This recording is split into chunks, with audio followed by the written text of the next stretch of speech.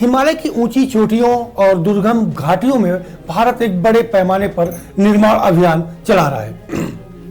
सड़कें, सुरंगें, पुल और हवाई पट्टियां बनाई जा रही हैं। ये सब चीन के साथ सीमा पर संभावित टकराव की तैयारी के तहत हो रहा है। 2020 में गलवान घाटी के संघर्ष के बाद भारत ने अपनी रक्षा रणनीति में बड़ा बदलाव किया है। द वॉल स्ट्रीट जर्नल की हालिया एक रिपोर्ट के अनुसार भारत सैकड़ों मिलियन डॉलर खर्च करके हिमालय में बुनियादी ढांचों को मजबूत कर रहा है ताकि सीमा पर अपनी स्थिति को मजबूत किया जा सके। 2020 में लद्दाख की गलवान घाटी में भारत और चीन के सैनिकों के बीच हिंसक झड़प हुई थी। इस संघर्ष में 20 भारतीय सैनिक शहीद हुए थे, जबकि चीन की ओर से भी भारी नुकसान हुआ था। ये 45 वर्षों में पहली बार था जब सीमा पर गोलीबारी के बिना हाथापाई हुई हो, और रिपोर्ट में कहा गया कि इस घटना ने भारत की कमजोरियों को दुनिया भर में उजागर किया था। चीन ने दशकों से तिब्बत और सिंजियांग में सड़कें, रेलवे और सैन्य ठिकानों का जाल बिछाया है, जिससे वो घंटों में सैनिकों और सामग्री भेज सकता है। वहीं भारत को दुर्गम इलाकों में और खराब कनेक्टिविटी के कारण दिनों लग जाते थे। रिपोर्ट के मुताबिक पूर्व ऑपरेशनल लॉजिस्टिक प्रमुख मेजर जनरल अमृतपाल सिंह ने कहा, यह सोच में नाटकीय बदलाव था। हमें अपनी पूरी रणनीति बदलनी पड़ी। पहले भारत की नीति थी कि सीमा पर सड़कें न बनाई जाए क्योंकि दुश्मन इसका फायदा उठा सकता है, लेकिन अब यह सोच में बदल गई है। प्रमुख परियोजनाएं की बात करें तो हिमालय को मजबूत बनाना ही भारत का एक प्रमुख दावा है।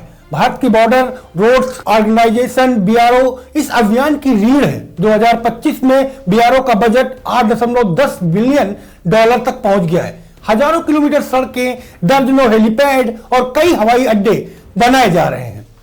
जोजिला सुरंग में भी ये सबसे बड़ी महत्वाकांक्षी परियोजना है, जिसमें 11,500 फीट की ऊंचाई पर बन रही है 14 किलोमीटर लंबी सुरंग 750 मिलियन डॉलर से अधिक की लागत वाली है। 2020 के संघर्ष के बाद निर्माण शुरू हुआ। पूरा होने के बाद यह सुरंग लद्दाख तक साल भर आवाजाही सुनिश्चित करेगी। अभी भारी बर्फबारी के चलते लद्दाख की कई महीनों तक शेष देश से कट जाता है।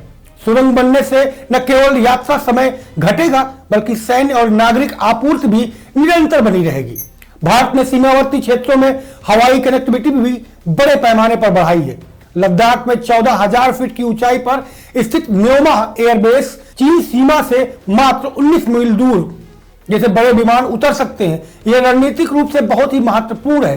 भारत ने 30 से अधिक हेलीपैड बनाए हैं और कई हवाई पट्टियों का भी निर्माण कार्य अपग्रेड किया गया है।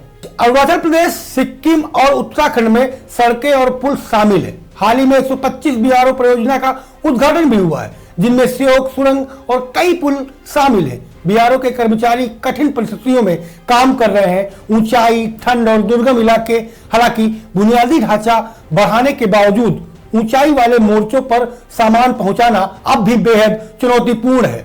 WSJ के मुताबिक रेल और ट्रक आवश्यक सामग्री को जम्मू कश्मीर के डिपो तक पहुंचाते हैं, वहां से काफिले ले जाते हैं। इसके बाद छोटे वाहनों और आखिरी चरण में करीब 20,000 फीट की ऊंचाई पर पोर्टरों और खच्चरों के जरिए ही सामान पहुंचाया जाता है।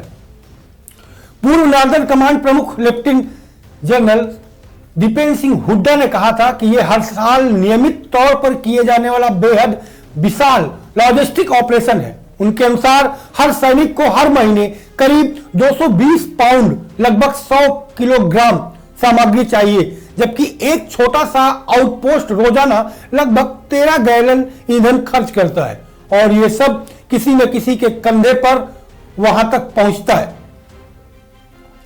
रेड कॉर्पेट से सख्त जवाबी तैयारी तक की सिस्टम लागू किया जा रहा है।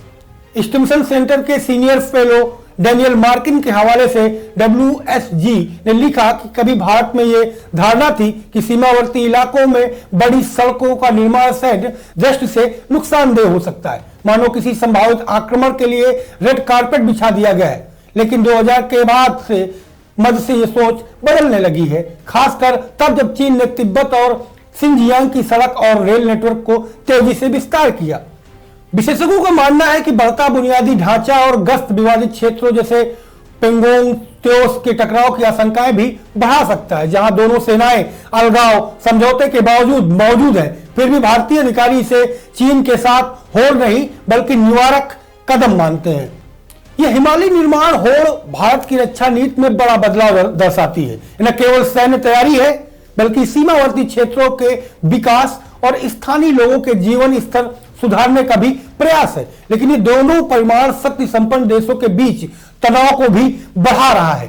भारत भी अब हिमालयी क्षेत्रों पर अपनी सैन्य क्षमता को मजबूत करने में जुटा है, जिससे कि अगर कभी भी ऐसा मौका आए कि जब चीन से टकराव हो, ऐसी स्थितियों में समय रहते ही सामग्री, चाहे सैन्य सामग्री हो या फिर आर्मी के लिए तमाम और उपयोगी चीजें वहां पर समय पर पहुंचाया जा सके।